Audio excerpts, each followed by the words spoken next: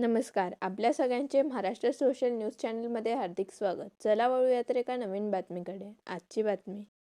साक्री तालुक्यातील पिंपळनेर येथील पांझरा मध्यम प्रकल्प शुक्रवारी रात्री पूर्ण क्षमतेने भरला असून धरणातून 369 क्युसेक वेगाने पाण्याचा विसर्ग सुरू करण्यात आला आहे. यामुळे पांझरा नदीच्या पाणी पातळीत वाढ होण्याची शक्यता असून प्रशासनाने नदीकाठच्या सर्व गावातील नागरिकांना सतर्कतेचा इशारा दिला आहे. तसेच नदीपात्रात अथवा नदीकाठावर जाणे टाळावे आणि गुरेढोरेही नदीपात्रात सोडू नयेत असे आवाहन करण्यात आले आहे.